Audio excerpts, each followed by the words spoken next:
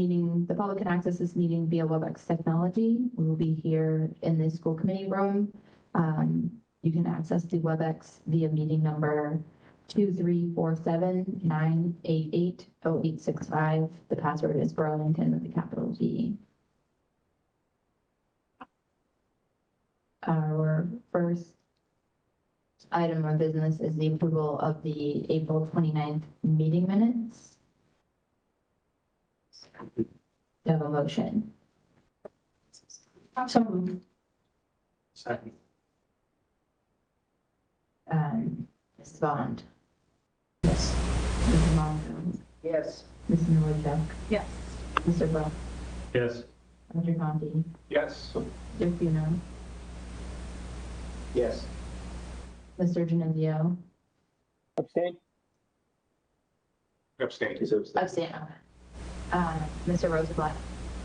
He's having. Oh, he's having audio. Okay, well, you can abstain too. Ms. Priest. Aye. And I am an aye. 802. Our next item is the invoices and commitments. I think we have Dorn Whittier invoice. Okay, so we have two separate motions for Dorn Whittier invoice and a Danisco invoice. Move to approve the Dorn Whittier invoice number 20 in the amount of $21,648 and the Danisco invoice number 10,002 in the amount of $112,805. Second. Mrs. Bond? Oh, you need them separate? Discussion. Sure. Just a point of clarification, the NISCO's was two separate invoices. I think the first one was numbered 10,002, but it was actually two separate invoices that totaled 112. Okay. Both recommend. All right. Any questions on that? Mr. Burrows? Just the one, so last meeting, said we had about 35K left, we got 21,645. So we have enough. These are budgeted in both. Okay. Do we need to vote on them separately, so they're two separate? Not both. Don't here. Not the desk. Correct, they're two separate. We'd like the other number for the Danisco invoice, just for a point of clarification and record. No, it's not me. I think we can approve it all As one motion. motion. You have to vote on them separately. I think one both motions. Okay, which is on the table. Any more questions? Yeah, okay, Ms. Bond. Yes. Ms. Yes. Mr. Wojcik. Yeah. Mr. Gross. Aye. Mr. Conti. Yes. Mr. Cunha. Yes. Mr. Genizio. Yes. Did we get Mr. Rosenblatt back?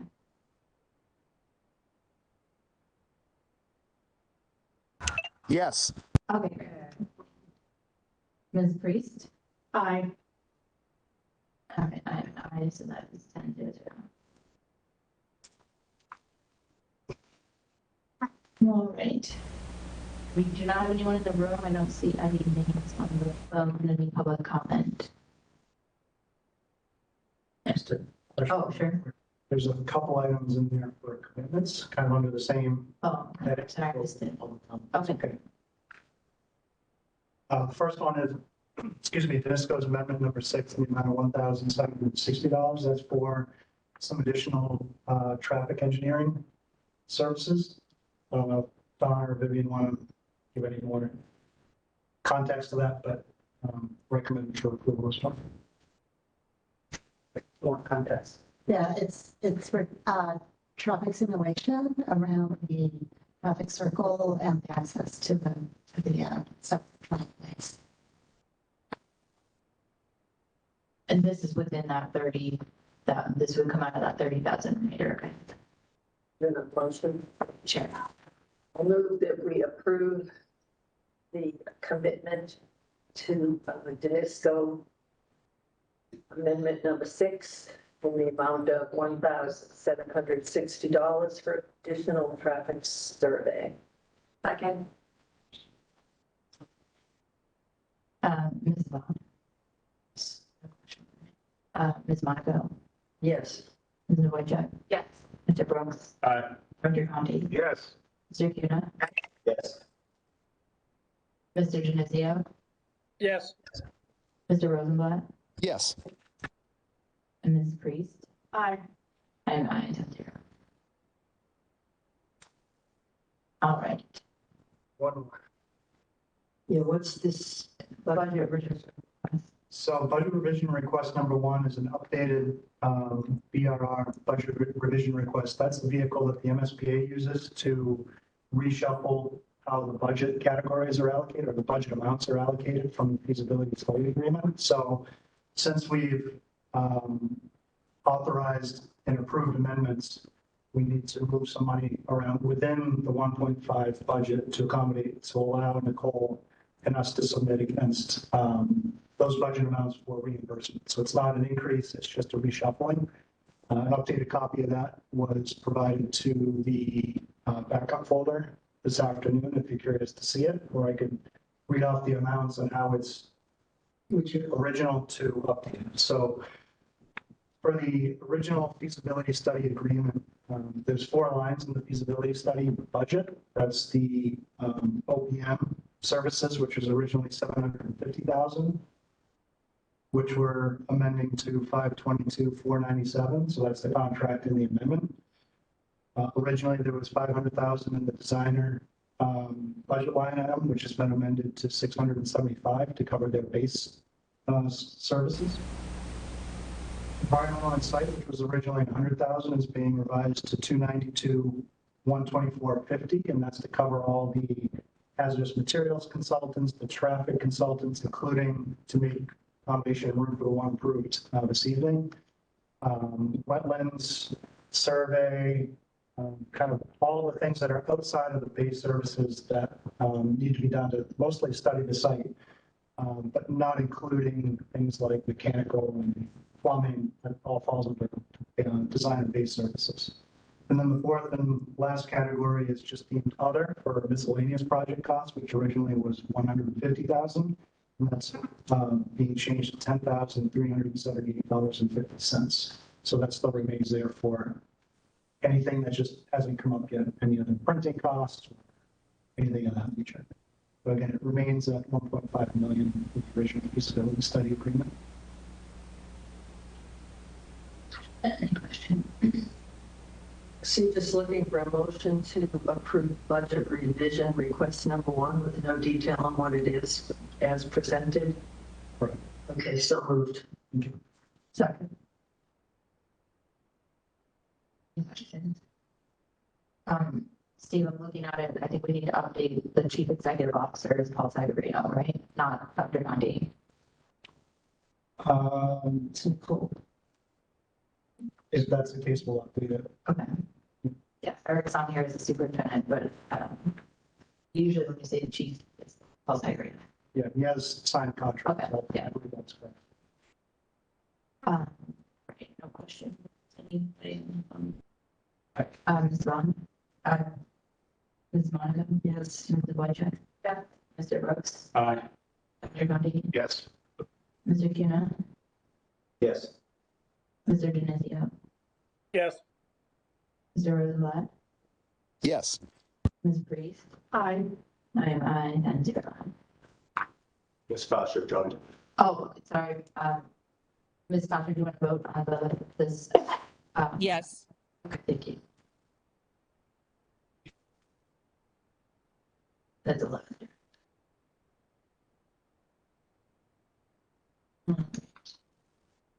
So no public comment, back to the agenda.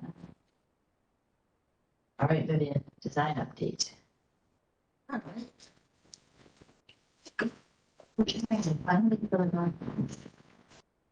We tried working this so that I could control the screen, but that didn't work out. We'll do this again. Okay, so we are near the end of the schematic design phase. At our last meeting, we talked about that.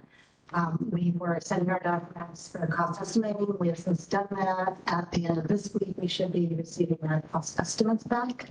And what we wanted to do was to present some of the updates to the design that is currently being estimated at this point. Steve's going to talk a little bit more about what we're going to talk about at our next meeting regarding the budget and where we are with this. So, next. All right, so the site has not changed at all since the last meeting. It remains as designed with a traffic circle and circulation that's separate for the three modes of traffic. The parking remains the same. We're at about 127 parking spaces, and the fields are the same with the large multi-use, multi-purpose field. That's a lacrosse size field, as well as the kickball field, and the smaller U10 that would fit within the area. Next. So again, just to remind folks, the traffic circulation is such that we have redefined the existing conditions. We now enter the site with a traffic circle that then spins off at 4 o'clock to allow cars to enter the site and drop off. Those are the blue lines for queuing. The red lines remain for the van drop off, dedicated van drop off, and the buses continue on to the 12 o'clock location for a dedicated bus drop off.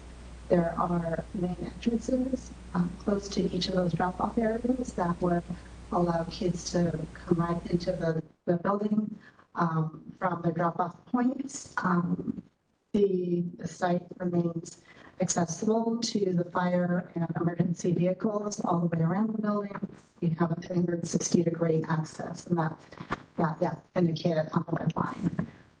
The other changes, we have some minor changes and design updates for the outdoor learning. We'll get into that in the next 2 slides. Next. Oh.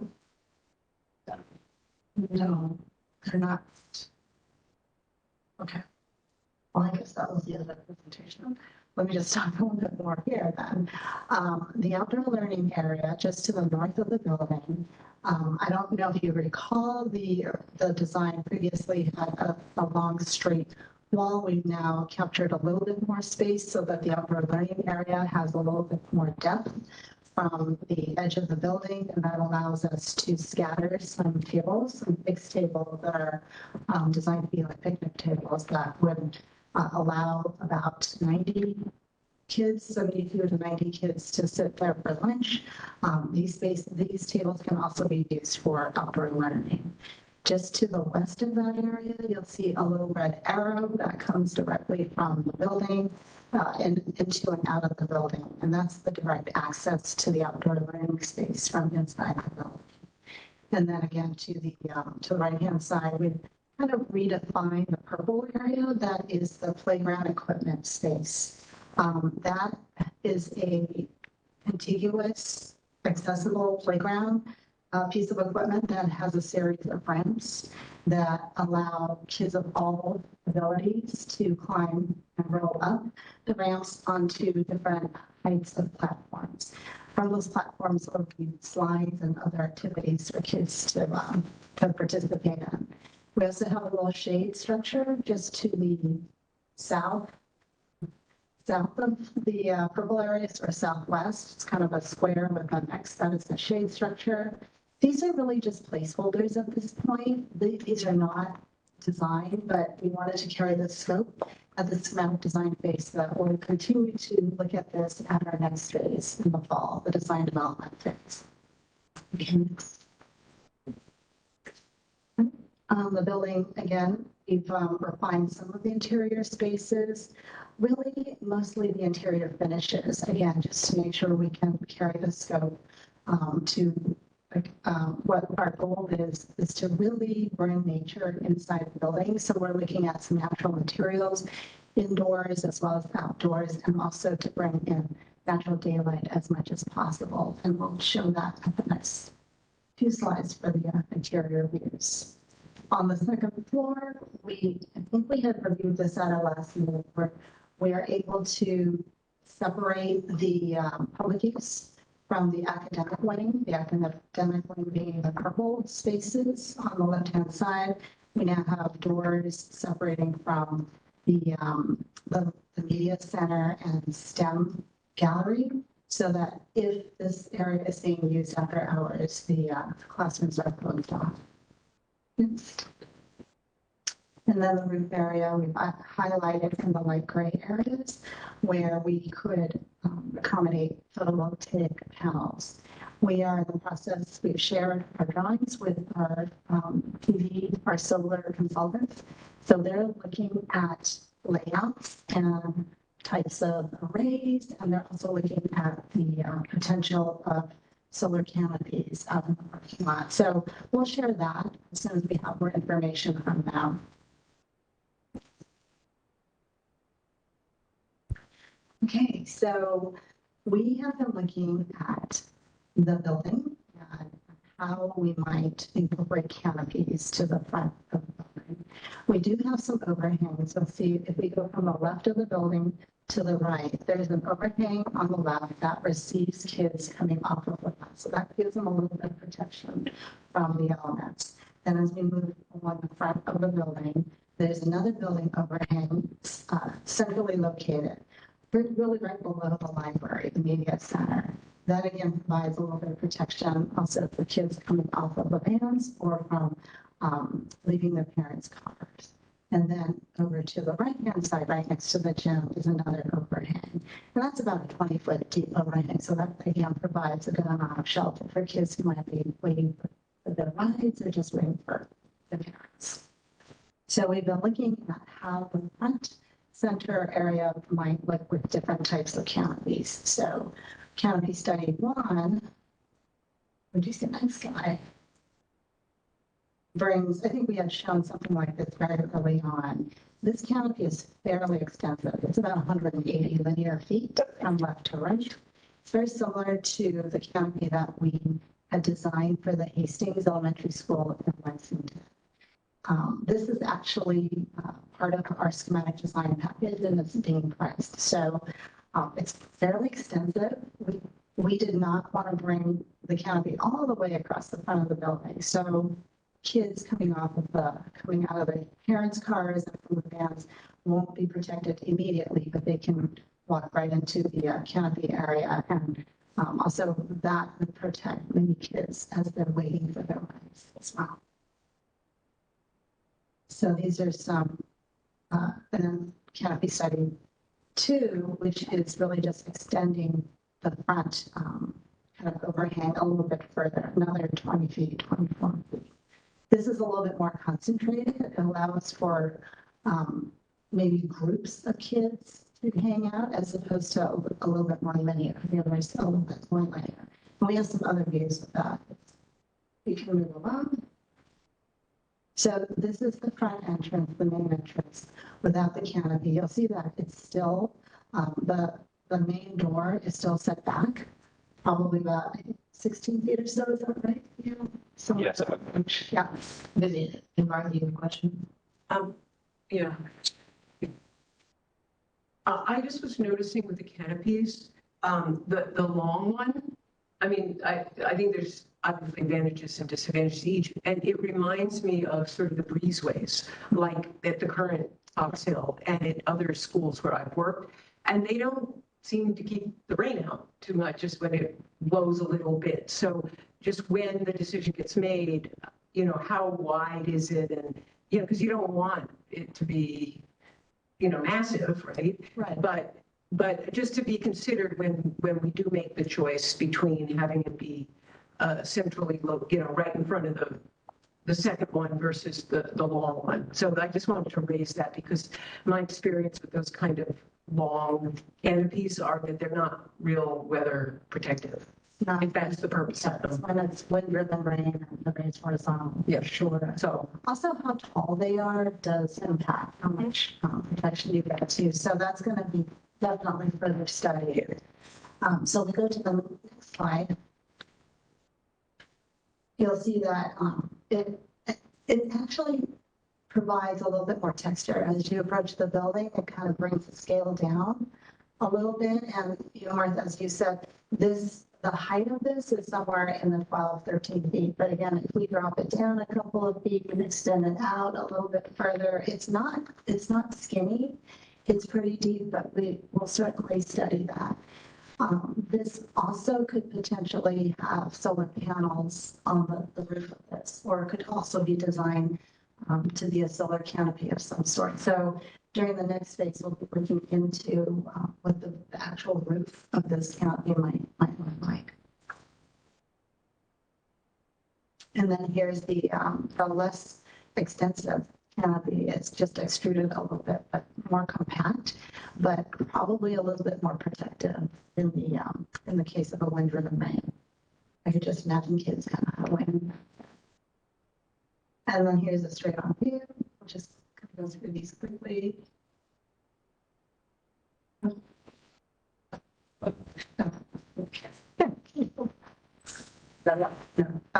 This is fine. So canopy study 1 is, you'll see that, Martha, it's probably about 12 to 14 feet deep. This is about 10, 11 feet tall.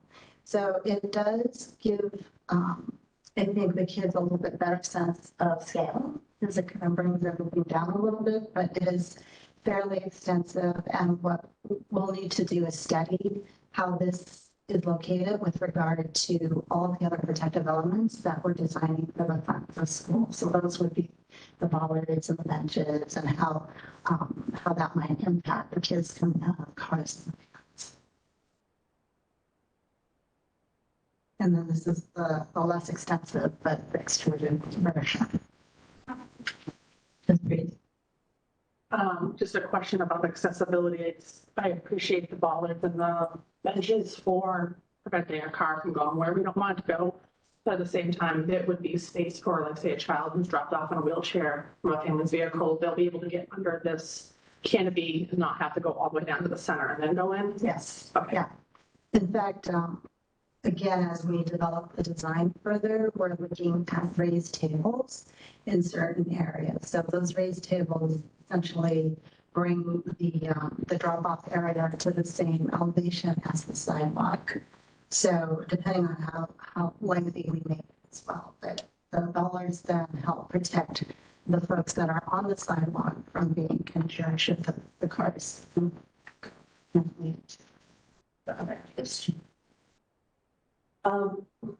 Is there a point in time when we look at all this stuff and say we need to cut costs? So we're looking at all these things, but eventually we have to look at the total and reduce. Yeah, okay, that's what I thought. Yeah, so as a part of the schematic design cost estimate, we've asked for this to be priced separately. So we'll know in a couple of weeks what the total project budget is, and we'll also have a list of items should we be over budget, where we'll present those to you, and you may need to then vote on prioritizing which of the items we're going to take off or add or subtract on. Sure.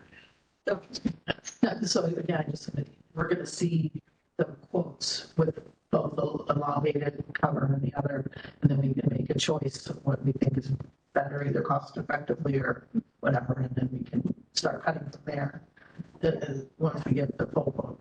And it's also a value judgment call. Even if we're within budget, you may decide why spend all of that extra money. So, it's going to be kind of looking at each element and deciding if it's worth it. But yeah.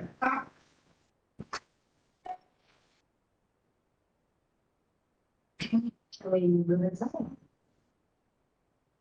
Just a few updated images of the interiors. We've lightened up some of the spaces. We've added some brightness to the wood, some tile to the walls. These are all elements that we've included in our scoping package for cost estimating. This is the view right when you walk in the front door. The reception desk is to the right, and you can kind of see daylight at the very end of the corridor. That is how we get to the outdoor learning area to the north of the school.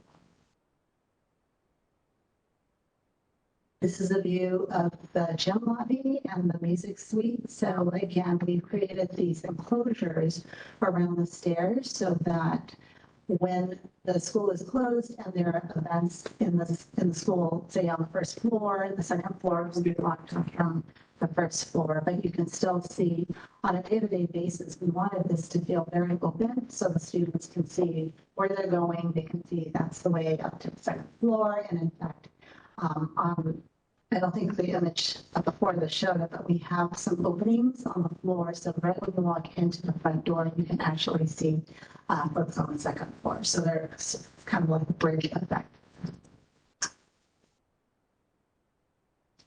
And this is a view of the library, the media center on the second floor lobby area. So this is an area that we would develop as a STEM gallery.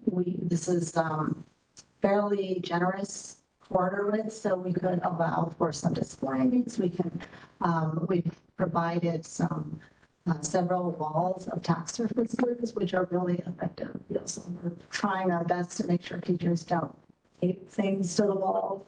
So we're providing tack surfaces, display rails for artwork throughout. And in this case, there's an opportunity for us to have furniture as well. This is a view of the media center. All of the perimeter bookcases will be built in, and many of the interior areas, the front tables, the bookcases that are floating in the space are furniture. We often specify bookcases that are on casters. So again, they can be moved out of the way, providing some flexibility in how we use the media center spaces. And again, throughout a lot of natural daylight and large examples of glass. This is the view of the project area, and I'm not sure if you can make out, but on the right-hand side, just above, there is a soffit with some lighting and glass. The glass would allow for natural daylight to come from the classrooms, adjacent natural classrooms into the project areas. So this would occur on both project areas that are across the corridor from each other. And then within the project areas, we've designed these little separators that allow for visual connection between the two project areas. But when kids are sitting and working with teachers, specialists, they don't have the visual access as they're sitting down. And another view of the project areas that you can see from one project area to and within the project areas, we have lockers. It's just the kindergarten spaces that have cubbies that are inside their classrooms, but all of the other grades will have lockers out here in the project areas. And here's just a cutaway, an axonometric that shows the neighborhood. So you'll see the two classrooms across the corridor with the project areas between. So it's a very efficient design and it allows for access to and from the project areas. So if there's indoor recess, sometimes teachers have the kids in this area because it's a pretty good size space. Not sure that it would accommodate one classroom full of kids, but it would accommodate some kids gathering there. And here's a view of a typical classroom. So what you'll see here on the left-hand wall, the green wall, is the storage marker board walls where the marker boards slide open and there are adjustable belts behind for teacher storage. Down below are open cubbies for student storage, manipulators, bins for books and other items that the teachers might use for teaching. On the right-hand side of this classroom, that wall is the teaching wall. There is a short throw projector and furniture is flexible. We typically include rugs in here for morning meetings, and we will get into furniture much later into the process, but we'll fold you all into that. So fun part of the project. All right, and I think the last time we met, the question was asked about what do solar canopies look like? This is an aerial view, the left-hand photo is an aerial view of the Hastings Elementary School in Lexington. So you'll see on the rooftop, the dark the dark rectangular shapes are the PV panels on the roof. So our roof will be designed to accommodate these PV panels. I think we will have more area than what's shown here at the Hastings School. We have a building that's a bit longer and a lot of our equipment is on a lower roof line. So we will have more to share upcoming meetings. To the right-hand side of this image, the bigger image are the canopies. Yeah. And that pretty much sits over the 120 spaces here at Hastings. And all of the two right-hand images are just some close-ups of what these might look like. So there are many different ways that PV panels are mounted on canopies. These are built in to the steel frames. This is typically provided by solar companies. There are ways you can customize it. They start to get a little bit more expensive. So again, as we get more information from our solar consultants, we'll share those with you. I know that we have talked about pricing. We will be sharing that with you when we get more information. And these are just a few more images of other solar canopies. So they're flat. They can be tilted. We can also design them so that they are like a canopy with a roof that we put solar panels on. But again, many different ways to skin this cat. It's all about cost. I know we haven't had a lot of snow the last couple of years, but do we know what like the guidelines are in regards to when the snow has to clear off these canopies? Or if the snow needs to be cleared off? I think actually they just slide. You know, the fact that they're dark, if there's any bit of sunlight on them, they heat up and the snow just slides right off. They typically are a little bit tilted. This one image on the left, it really looks flat. I think there's definitely The debris to it. Okay. yeah. I know we were explicitly told not to take snow off of our solar panel there. Yeah. And I think just to add to that, even though some of them are not maybe the most attractive, but if you talk to people that do park under them, they actually provide shade and it's actually quite nice, or even if it's snowing or whatever, snow, rain, and then really hot weather. It's a huge difference but it's all balance. Yeah, I just wanted to also comment, I think you're right, there's some real advantages for snow and rain and heat and sun and all that. Also, though, what people have talked about a concern about what they look like. And looking at these pictures, I don't see why people are concerned about what they look like. They're not. I'm not sure what's so attractive about a flat parking lot compared to this. So yes, there's an expense involved with this, and it seems like there may be ability to do it in stages if the cost is not workable. But I would really question that it's an issue of aesthetics, because it looks fine. It's a covering for cars, and it also is a solar canopy. So I'm not quite sure why people are concerned about what they look like, especially now that we've seen some examples. Thank you. Thank you through the chair. So I'm looking at the picture on the slide where I see I think it's the Hastings building in Lexington. Building, it's the first slide. Yeah, in the bottom right hand corner. It looks like the supports for the solar panels are in the middle of the sidewalk, to the side of the sidewalk, but sort of limit the access there. And I think, like Ms. Bruce brought up, accessibility is important, and making sure that we have space for people to walk either with a wheelchair, behind a wheelchair, roll in a wheelchair. I think is very important, making sure that if we do choose this option, that we're putting them off of the sidewalks.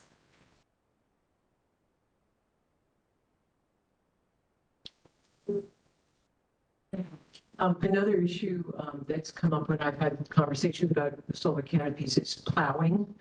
and having, there'll be a number of these poles and stanchions. So, that's the kind of thing that when it's designed, we want to make sure it's designed so that the DPW is comfortable plowing under them, and as well as all of the accessibility and issues like, creating sidewalks that are accessible for everyone. And, there's two approaches to the canopies and even the panels on the roof, right? So you can go through a third party, PPA, or you can purchase them. So I think in the past, the school department has done a PPA, right? So even if it's decided not to necessarily purchase them as part of this project, we're going to be providing the infrastructure so that you can have a solar company come in and install them later on the roof as well as the canopies. But it's good to try to coordinate it the best that we can. So we're just trying to, I guess, once we have the town approval, then we'll definitely start engaging how best to approach this.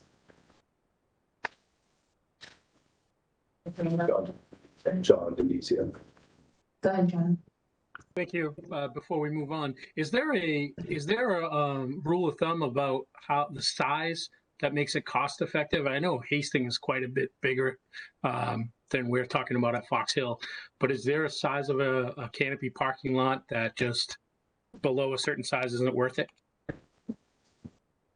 What we'll do is based on actually Hastings is 120 parking spots, and they don't even have the whole parking lot used. And right now we're projecting 112, I think, in the front parking lot, right? So it's very similar size, John. I think what we do as part of the solar study is determine how many you need based on the energy used of the building.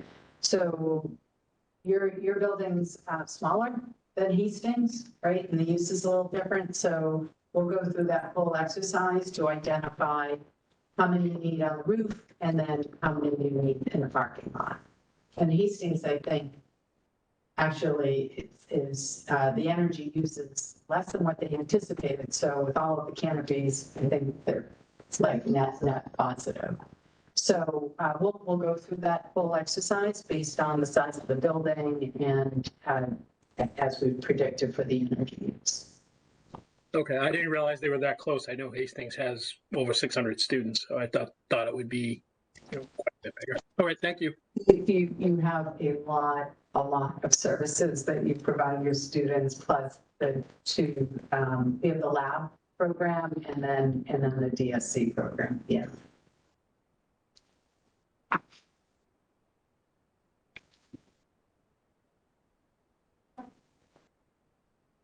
I just wanted to call attention to the next upcoming meetings. So as I said earlier, we will be meeting on June 10th. At that point, we'll have a project budget to share with you. We're going to be working with Steve at this point to have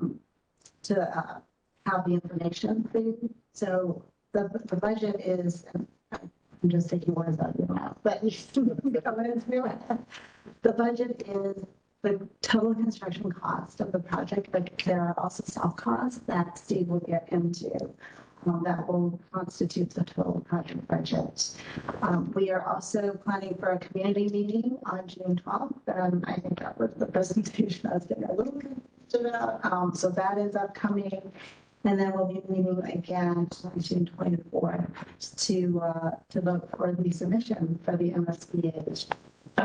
We also have the June 18th meeting, which is the budget cutting if we need to. So on June 10th, when we present the project budget, we will also have a list of value engineering, VE, value management items. And again, the canopy will be on that as well as I think we these 10 to 12 items. So even if we come in, on budget, we'll present some of these items because they're important for you to understand and maybe talk a bit about priorities at that point.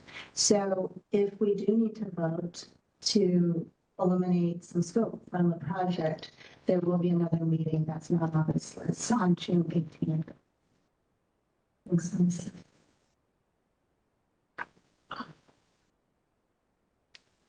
I think we misprinted that. She's the 4th is the meeting for this, so not the 10th.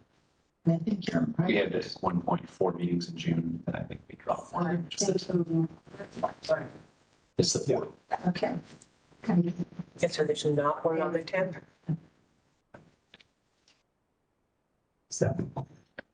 That's right. Just be honest. Well, just. Yeah, if you want to jot the dates down, we have the one. There's another sign. Yeah. Oh, okay. Yes. Okay, Yeah. good. I saw that earlier. Okay. All right, thank you, Vivian. So as we basically close out schematic design here, the Pine Glen folks have kindly asked for some time back in their schedule. Both Mrs. Bunker and Mr. Lyons requested to be removed from the committee, and the teachers haven't been attending in quite some time. So looking, and Ms. Simon would like to join as a non-voting community member. So I'm just looking for a motion to amend the building committee makeup, and then Dawn Whittier can resubmit us to the MSBA with all of the changes that have taken place. So I move to amend. Hang on, Jimmy. Thinking that it's right. This meeting, this body has been authorized to do the MSBA. We've made changes at this meeting. I know, but I don't think they were supposed to be done. The school committee appoints the committee. So the changes should be made at school committee. Ways, just there. Sure, you will. And Dawn Whittier recommended it at this body. Again, what changes you want to make? Mr. Lyons, Mrs. Bunker, Ms. Hanfin, and Ms. Gilbert to be removed from the committee. Yes, Mrs. Gilbert doesn't teach at Pine Glen. Okay. And then Martha would like to be added as a non-voting committee. She's already a non-voting community member. We added her. Yeah. I thought that was just the high school. No, we did both, two separate motions. Okay. Yeah, you are already that, Martha. Okay. Yeah, so looking for a motion on the Pine Glen folks.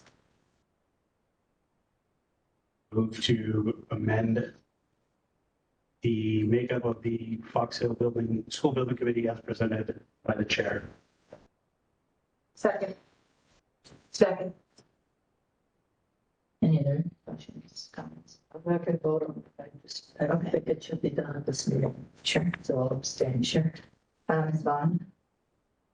I was gonna say, just, again, because what happened in the high school, I'm gonna stay too, because I agree, and it's done at school. Sure. Mr. Wojcik? Yep.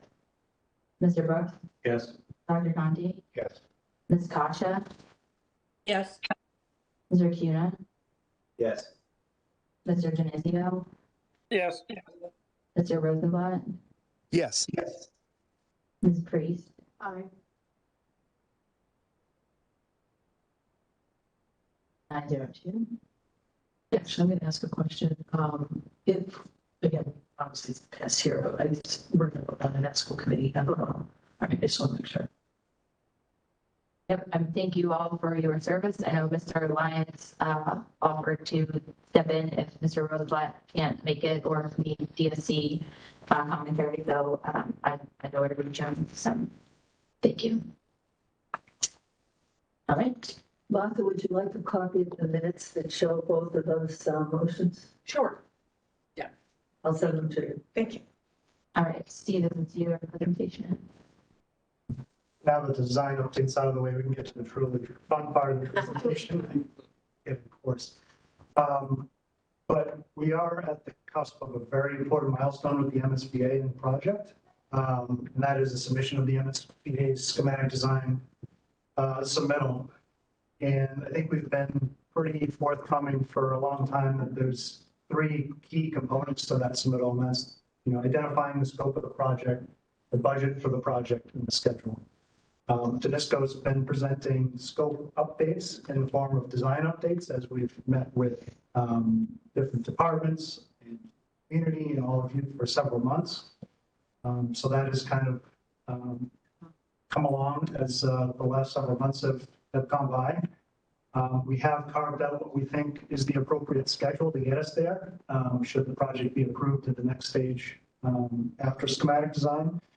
And through the PDP and PSR, we've been updating you on the budget, of course, with Ways and Means to weigh in on what that means for local taxpayer impact. So all these things are becoming a little more clear, although definitely not completely clear, and that's just part of the process and where we are. So roughly speaking, we're about halfway there through the design process, so that still means we have just as far to go as we've come over the past couple of years. Just in terms of design and iteration in detail. As we mentioned earlier this evening, right now the budget consists of 4 line items, so it's pretty easy to digest and understand. As we move into the next phase, again, if we're fortunate enough, that budget becomes close to 100 line items. Of course, most of it's in the construction number and all the different disciplines and what goes into the construction. So that's obviously a huge and probably the most critical component to the budget itself. And as Vivian alluded to, the drawings are with the cost estimators now. We should get our first look at what those 2 independent estimates will arrive at for what's in the scope as it stands today, as early as Friday afternoon. If you could flip to the next slide real quick. The budget isn't any more important, but there is several components to it. And we're at a very critical kind of time in the process of the project, and that the last month is going to go by pretty fast and furious. And we're going to have a lot of numbers coming in. And so this is just a precursor to just let you know it's coming. So when it does, there's a little bit less of shock of what's included, what might not be included, and to help you through that process to hopefully arrive at a vote to submit the design and submittal to the MSBA at the end of June. So the first step is we get the construction cost estimates back on Friday. And that's, as I mentioned, 2 independent estimators have taken a look at it on their own from the same set of documents to arrive at for each of the disciplines of construction, what that might be. They're not going to match exactly, and that's the whole point. It's 2 separate looks at those. And I kind of break those costs into 2 categories. That's the direct work, so the labor out in the site, all the materials, the labor to actually get the building built, and then there's markups or other multipliers on top of the direct work, and that's the cost to have the general contractor. There's a premium there just to have their presence on site. They have overhead and profit, general conditions and requirements, toilet facilities, just things to provide the direct work to actually get done. But also included in there is some markups for cost escalation, contingencies, and those contingencies come in a couple different flavors. You'll see one called the design and pricing contingency. So in the construction estimating world, we know the documents right now, again, are 50%, don't have every nut and bolt and wall detail in them, them being at 50%. But that design and construction or cost estimating contingency attempts to make up for the detail that will come. So the estimators can only price what they see. They know it's not all there, but at this stage of the project in process and with industry standards, they carry a straight percentage. And then there's other contingencies for soft cost contingency for engineers, designers, other things we don't know of just yet, but to leave enough flexibility in the budget to accommodate those. I'm getting a little ahead of myself. So I'll just skip to the next step, which is the cost reconciliation. So after we get the estimates, we kind of match them up side by side. We look to see where the big differences are, start to ask questions, why is this one so much different? Was there a drawing or a note somewhere that led one of the estimators down a slightly different path? And we have an all-day reconciliation with the estimators to kind of go through that, almost line by line, so that if they don't agree, they understand where each of them is coming from. Is it a cost premium because of one particular detail that got magnified, things of that nature? So it's kind of an all-day discussion with NISCO, ourselves, with the mechanical, electrical, and plumbing engineers to weigh in on their specific scopes. So the estimators actually carry consultants of their own that specialize in mechanical systems and electrical systems and plumbing systems. So the whole intent of the cost reconciliation is to align quantities to make sure that the same number of stuff is being looked at, and that generally speaking, the rates for those quantities, both labor and materials, are in the same ballpark. And we like to see those estimates reconciled down to, 2-3% if possible. From that point, we should be fairly aligned across the construction budget, but we make a recommendation to carry values from those estimates on what will become the project budget. And after the reconciliation, if we're above our desired number, which was around at the end of PSR about 100 million all in, again, at that time, PSR was carrying multipliers for soft costs, things outside of construction, but strictly speaking for the construction number, that's what Vivian alluded to earlier. I think I heard some people mentioning value engineering or value management. It's if the reconciled number is more, or even sometimes less than what we have been carrying to date, we have a conversation or lead an exercise to understand where's some value that might not be functionally required to make the building happen or to teach in the specific spaces, but if there's an appetite to try to get that number lower, either because just to get it under where we were at the end of PSR, or to just understand what's in there now and make a value judgment of what either could be added or removed. We kind of all lump that into the value management or value engineering conversation.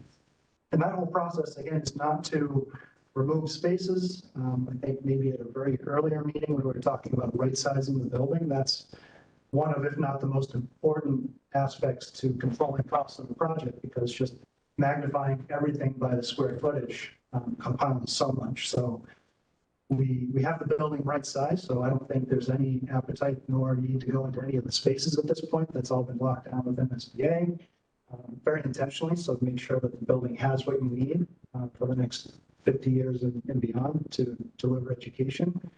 But it's to optimize efficiency too, cost efficiency.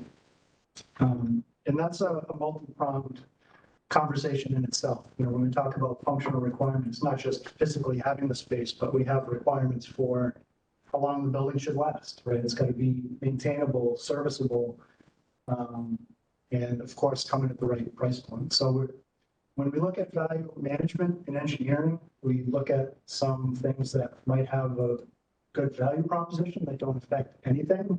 For instance, it's very common to have mechanical screening around rooftop components because, frankly, they're not very aesthetic. So we're sensitive to how the building will look because it'll be there for the next 50, 75 years. But at the end of the day, when push comes to shove, if you're looking for that last little bit to get under the project budget, that might be something that the committee might want to have a discussion about. In the pool of everything that's on the table, that might be an easy one to talk about and remove, or it might be a non-starter. And that's not Danisco's judgment, that's not Thorne Whittier's judgment. I think it's to have a conversation. It's to lend our expertise on what's fairly typical and to kind of give you some background on how it affects the entire conversation. But it can be, depending on where we are, and I think fortunately where we are in the construction market is things have started to stabilize. So the past few years, it's been a little rocky in terms of, we know escalation is really working against us, but it hasn't been constant either. It's been really hard to estimate and project. But the estimators tell us that has stabilized some. Recent bids, hard bids on projects that have come in the last several weeks to months have been very good news to great news in terms of under where the previous estimates have been. I'm not expecting tremendous news at this point because I think some of the estimates so far have accounted for that. But at the same time, I choose to be very optimistic because it's a better way to go through life. So we'll know better on Friday. There's not much fun or enjoyable about the value management exercise, but you do get a chance to pop the hood and understand really what's in your building and ask a lot of challenging questions as to what we need versus what we want and understand where everybody might differ on each of those fields. So once we arrive at the construction budget number after that exercise, because it is the biggest component of the project budget, is we start to populate, or we have already started to populate all the other lines outside of construction. So soft costs for administration, for design and engineering, additional consultants for further testing, exploration. So we, as we mentioned, we're at roughly 50% of the design, but there's still some more we can uncover to lock down some of those costs as we move forward into the process. But there's other soft costs too, furniture, technology, equipment, each of those have their own line items. And we were challenged to dig a little deeper at the PDP phase and the PSR phase. So if you look back at those budgets, those lines were populated, but they were, had a very high degree of, uncertainty because there's still a lot to be figured out. But again, with industry standards and MSBA data, we can kind of get you close and then adjust for you specifically. So we do tend to carry cost per square foot for a lot of that, multiplied times the space. So, we can make adjustments there. So it can be a little mind numbing and might be an exercise in stamina to get through every line item. And we might not even have to, it might not be the appetite of the committee, but it's our responsibility at least to present it. And if there's questions, to get those back to and as responsible and quickly as possible.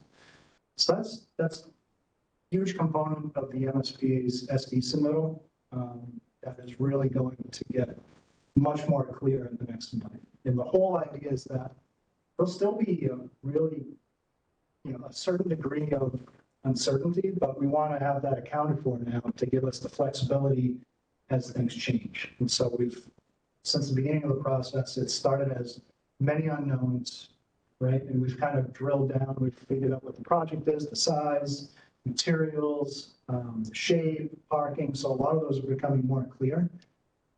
So the project budget is set based on where the construction estimate comes in, where all those soft costs and the total project budget ends up, but that should still have a certain degree of flexibility because there's still some unknowns. But the real trick is to be as responsible as possible so we don't burden the project budget to carry that money that we need. So it's to identify a responsible amount for contingencies to deal with those unknowns, but not jeopardize the future of the project either. So I'll pause there and take a breath and answer any questions if you have any.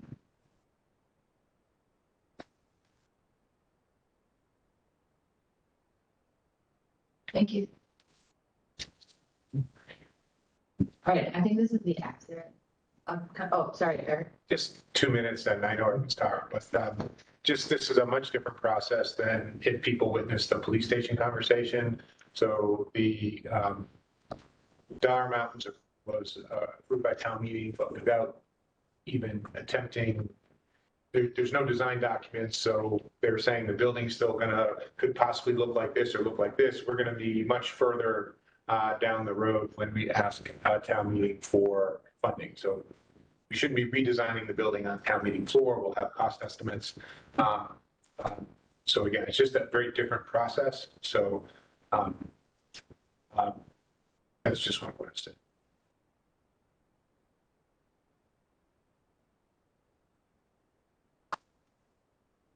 All right. So it was June 4 is our next meeting, not the 10th, just to clarify. We will have the dollar amount there, and then the June 18th is the placeholder for the cost haggling, value engineering. So we'll know on the 4th whether or not, I mean, I imagine if there's one or two things, we do it on the 4th, but if we need to have a whole meeting on it, to hold 18th. The 12th, the community meeting. The 17th, that's on Doran Whittier to upload the draft. And then the vote to submit to MSBA will be the end of June 5th. The 12th is 100% virtual, is that correct? Yes.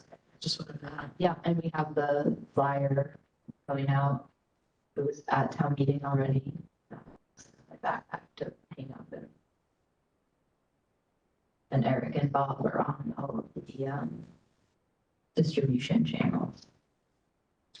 Are all of us virtual that night? Yes, the whole thing is virtual, nobody here. And Don will be at home, I think. Yeah, Hot tub done. yeah, I just to confirm, it's 7 PM, right? The Yes. meeting's at 7 PM. Yeah. For anyone listening. Mhm. Although, no. Okay. I don't have any other topics. Oh, Martin. I didn't find another place to just make this comment when we were on design. It's been mentioned that there'll be lockers in all those programs in those study areas, project areas, that's the word. And I just wanted to point out that on one of the tours we went on, both David Rosenblatt and John Lyons were there. And we actually had a long conversation about the reason to have lockers or the reason to have cubbies. So I would just hope that that will be revisited as a conversation for the older students. I know we said cubbies for the kindergartners, but I think that needs to be a conversation about cubbies versus lockers for the older students. Actually, we have already, we did, we have had lots of conversations and I think we had another visit after that, and it was great that the teachers actually talked about it. We're like, okay, pros or cons, and they were like, no, give us our classrooms the way they're designed. We'll keep the cubby lockers. Okay, great. So that was, yeah, thank you. How do they open? With the flats, you mean? No, I mean, but like first graders, is it a combination? No, It's just a handle. sorry, there's no combination, there's There's no no- box. So they're not lockers, they're closed. They're lockers without a Without a lock. Got it. It's got a closable. It's a closable lock. Even for like for the fifth graders. Yeah, I mean, that you can, if, you know, the school decides that they want kids to have a lock on their locker, but we don't put like a combo on it or I think they can live without it. I think so too. Through the chair, that's what they have. Right, that's why I'm in, so. Locks without, I mean, lockers without lock. When we were on the school tour, that style of locker was a shared locker. Is that going to be the same situation? Everyone has an individual locker. Unless class sizes get too big. We're planning 24 per class. And then if there are 4, it turns out, like we're anticipating that you could have 4 classrooms per grade, right? So that's based on 24 students per classroom. That should be enough. Like, hope so. George. And then in terms of sound, are they metal and they're gonna have like loud flashing when they open and close for the kids working in the project area around it, or like wood or softer sound? Your typical metal lockers. Kids in elementary school aren't typically in and out of their classrooms throughout the day, right? They maybe will go out and get a snack and then come back in. So we have not found through all of our visits that it's distracting out there for students that are having specialized instruction. Yeah. I have no topics. Donna, again, do you want to, we off for the MSBA or on MSBA, so maybe spread that? Good news. Yeah, but so after we submitted the preferred schematic report, we flipped the building. I don't know if anyone remember, the classrooms are at one end. And so because it was a change, we submitted to MSBA, and then they were asking us to come back to their facility assessment subcommittee group just to have a conversation. We sent the presentation, we highlighted the benefits and responded to some of their comments. They had us on this week's meeting, then they postponed us to next week, and then they said, no, you're good. So that's great. We all get about 2 hours, 3 hours back from our days. So the only other couple of things, we just stay on MSBA. We will be uploading for your review, and this will be a really lengthy binder on June 17th for your review with the anticipation of the vote on the 25th of June.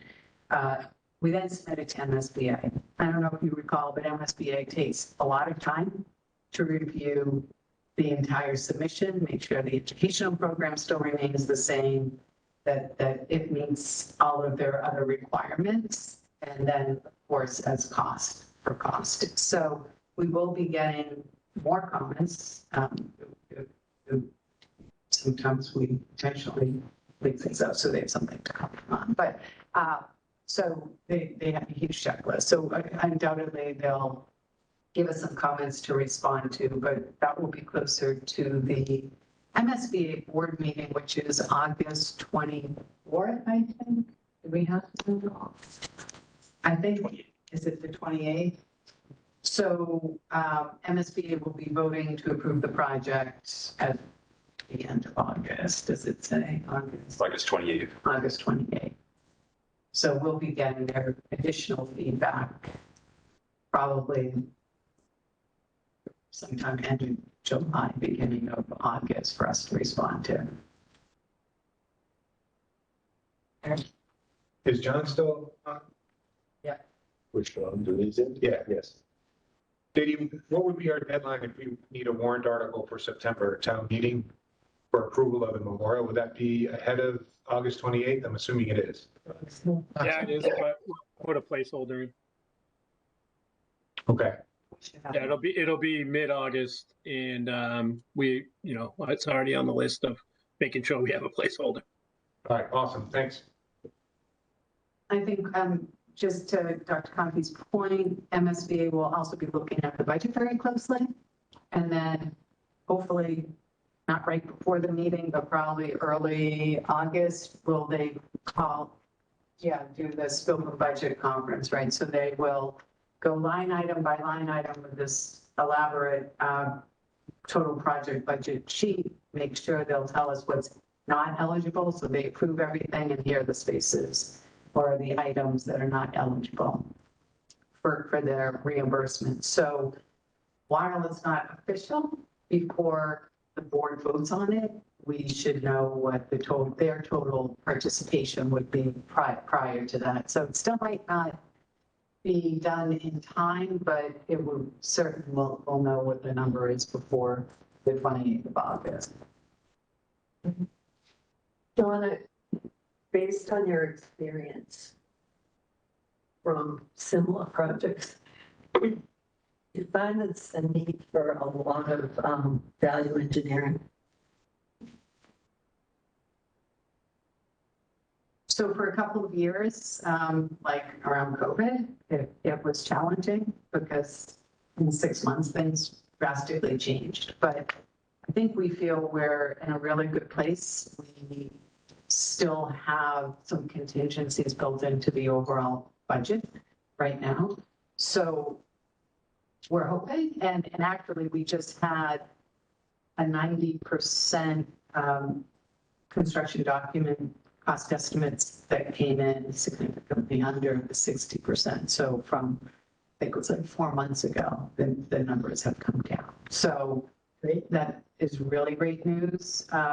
So we're hoping that it's not, these are things we need to take out, but it's going to be more, is it worth the money to spend on an extremely large canopy or whatever, that it really, hopefully, we won't be having to make hard decisions to get the project in budget.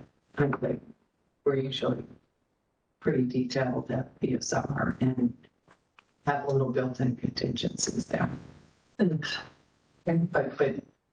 But So Don, just one question. I just want to make sure I heard you correctly. The MSBEA does their participation vote, comes out with, or they do their worksheet for the finances. It says, hey, this is how much we're going to participate. That will be official by the time we go to town meeting, right? That this is the number they're willing to support. yeah, that's Make sure I heard you right. Yeah, August 28th, I'm showing Dr. Conti, August 28th, and maybe school. Listen. First day for kids? Oh, yes, I will. Really? I think so. You know, I don't know, I shouldn't say that out loud. What's the Wednesday? It's at? Yeah. Board meetings are anyway. Okay, we have nobody in the public on, all right. We are all set.